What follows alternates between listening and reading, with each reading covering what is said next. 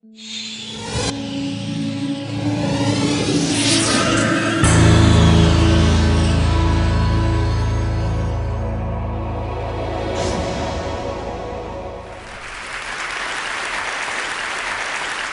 story I wanted to share with you today is my challenge as an Iranian artist, as an Iranian woman artist, as an Iranian woman artist living in exile. Well, it has its pluses and minuses. On the dark side, politics doesn't seem to escape people like me. Every Iranian artist in one form and another is political. Politics has defined our lives. If you're living in Iran, you're facing censorship, harassment, arrest, torture, at times execution. If you're living outside like me, you're faced with a life in exile, the pain of the longing and the separation from your loved one and your family. Therefore, we don't find the moral, emotional, psychological, and political space to distance ourselves from the reality of social responsibility. Oddly enough, an artist such as myself finds herself also in the position of being the voice, the speaker of my people, even if I have indeed no access to my own country. Also, people like myself, we're fighting two battles in different grounds.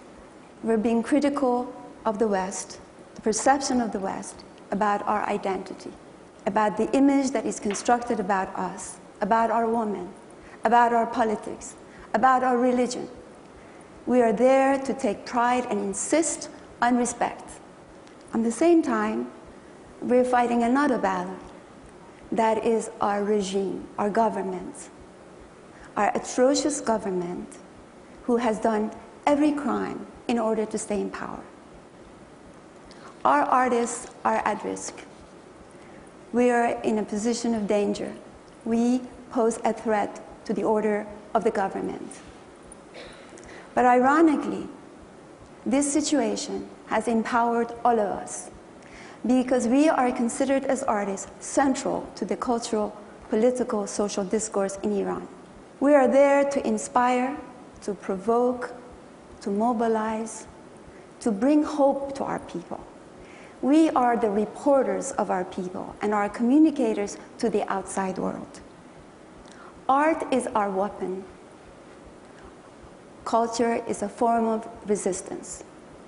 I envy sometimes the artists of the West for their freedom of expression, for the fact that they can distance themselves from the question of politics, from the fact that they're only serving one audience, mainly the Western culture.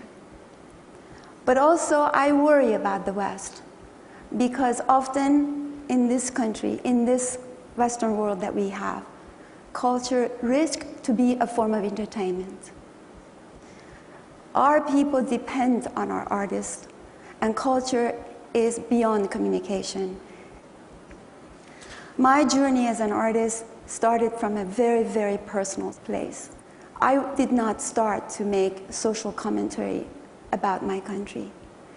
The first work that you see in front of you is actually when I first returned to Iran after being separated for good 12 years. It was after the Islamic Revolution of 1979. While I was absent from Iran, the Islamic Revolution had descended on Iran, had entirely transformed the country from Persian to the Islamic culture. I came mainly to be reunited with my family and to reconnect in a way that I found my place in the society. But instead, I found a country that was totally ideological and that I didn't recognize anymore. More so, I became very interested as I was facing my own personal dilemmas and questions. I became immersed in the study of the Islamic Revolution, how indeed it had incredibly transformed the lives of Iranian women. I found the subject of Iranian women immensely interesting in the way that the women of Iran historically seem to embody the political transformations. So in a way, by studying a woman, you can read the structure and the ideology of the country.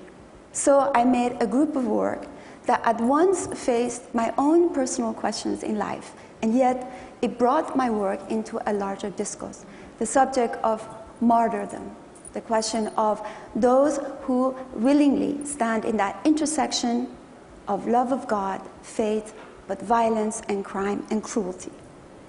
For me, this became incredibly important, and yet I had a neutral position toward this. I was an outsider who had come back to Iran to find my place, but I was not in a position to be critical of the government or the ideology of the Islamic Revolution. This changed slowly as I found my voice and I discovered things that I didn't know I would discover. So my art became slightly more critical. My knife became a little sharper, and I fell into a life in exile. I am a nomadic artist. I work in Morocco, in Turkey, in Mexico. I go everywhere to make believe it's Iran. Now I'm making films.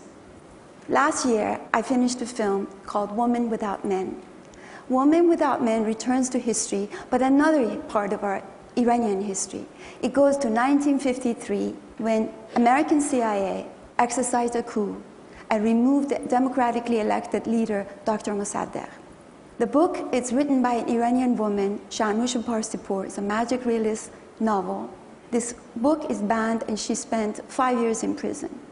My obsession with this book, and the reason I made this into a film, because it at once was addressing the question of being a female, traditionally, historically, in Iran, and the question of 4 women who were all looking for an idea of change, freedom, and democracy, while the country of Iran, equally, as if another character, also struggled for an idea of freedom and democracy and independence from the foreign interventions.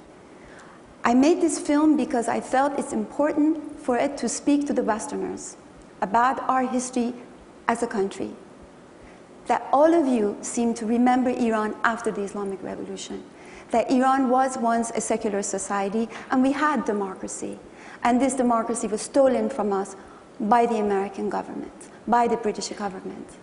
This film also speaks to the Iranian people in asking them to return to their history and look at themselves before they were so Islamicized, in the way we looked, in the way we played music, in the way we had an intellectual life, and most of all, in the way that we fought for democracy. These are some of the shots actually from my film. These are some of the images of the coup, and we made this film in Casablanca, recreating all the shots. This film tried to find a balance between telling a political story, but also a feminine story.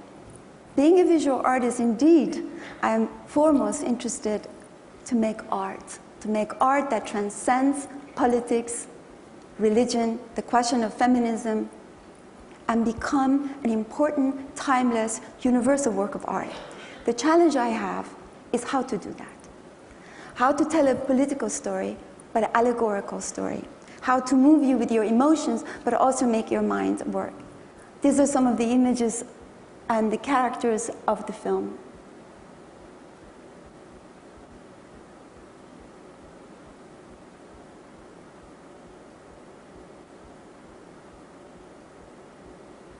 Now comes the Green Movement.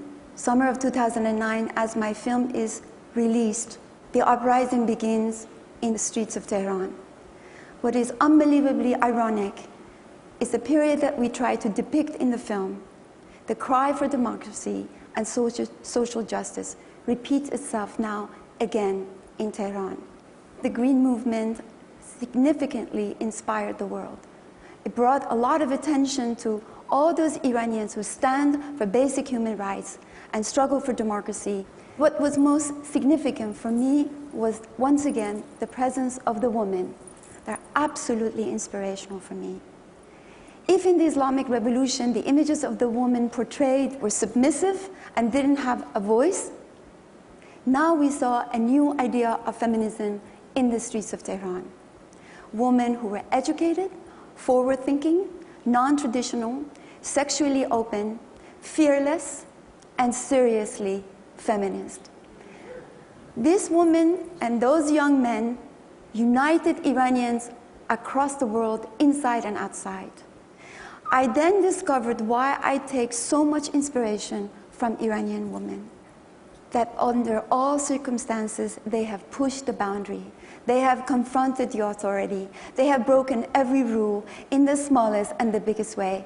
And once again, they proved themselves.